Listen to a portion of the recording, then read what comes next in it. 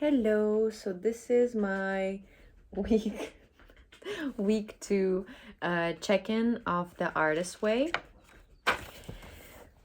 We can start right away. So first thing first, how many days this week did you do morning pages? Every day. I'm super happy that I managed. Also quickly gonna introduce this girl. This is Xiu. Yeah, she's cleaning herself, I guess, right now.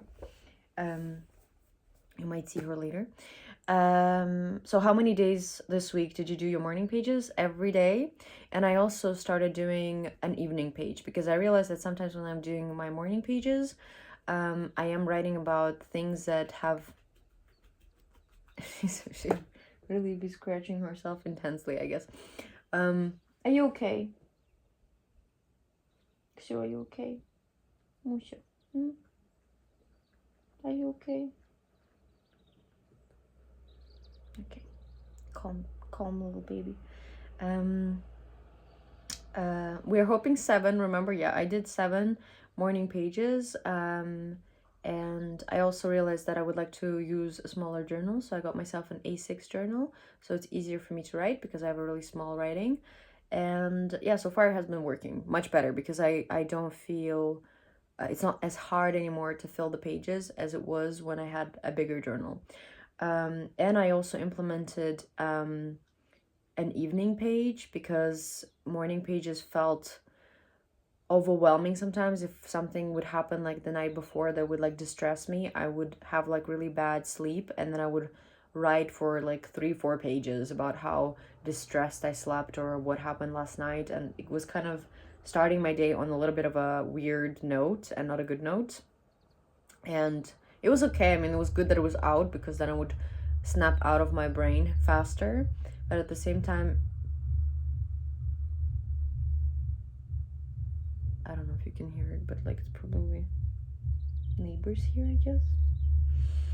But yeah, so like I also implemented an evening page, and it was really good.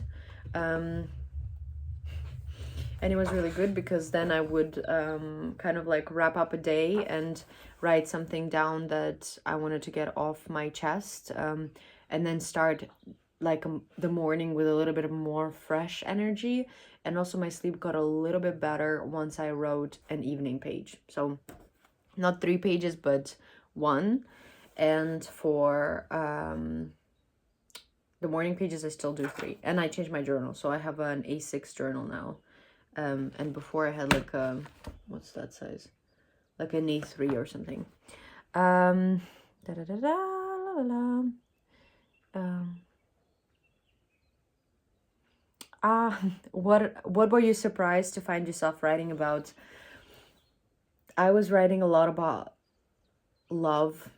I was writing a lot about love, my friends, how grateful I am for people in my life, how grateful I am for the creative friends in my life that have been incredibly supportive right now.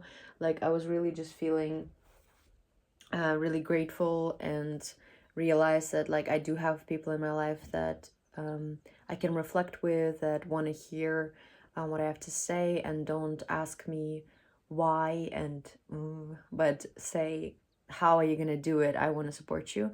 And also like spending more time with them and reflecting with them more, and also giving that back to them and providing that space back so they know that they can also come to me and we can share our thoughts. You okay, baby? What is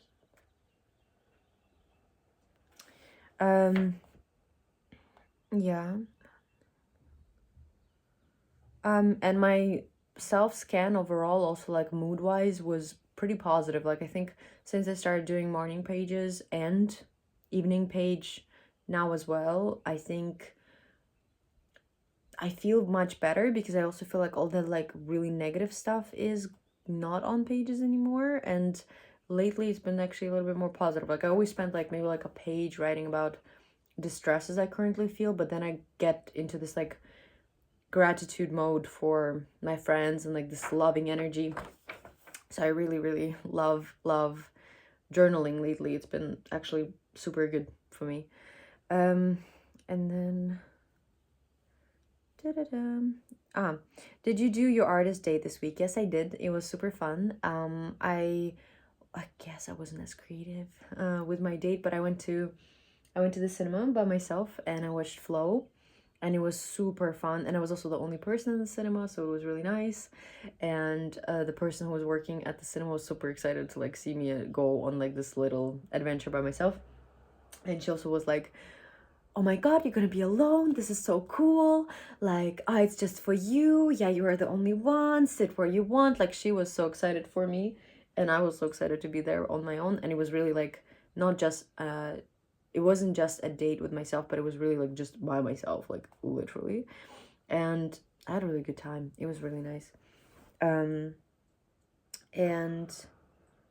it felt amazing. Like, I think like I also really noticed how intentional time spent with myself feels, and it just feels really like liberating, I would say. And it feels like, wow, I'm really doing one thing a week that is just for me, and I feel like it's super helpful. So yeah, I don't know, super helpful.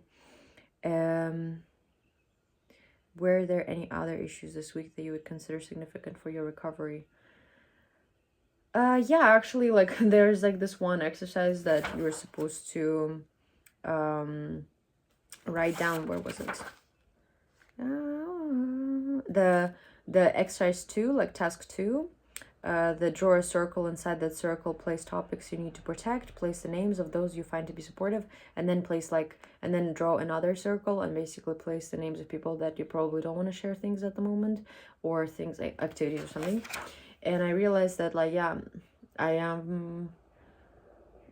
really, really need to distance myself from friends and people close to me that doubt me and kind of constantly tell me that they doubt me, because I already doubt myself. I don't really need to hear just how much I doubt myself. Like, I don't need to hear it. Like, I need people around me that are gonna support me and not doubt me, because I already do it on my own. Like, I don't really need to hear that what I'm doing is stupid, impossible, or crazy. I don't want to hear it.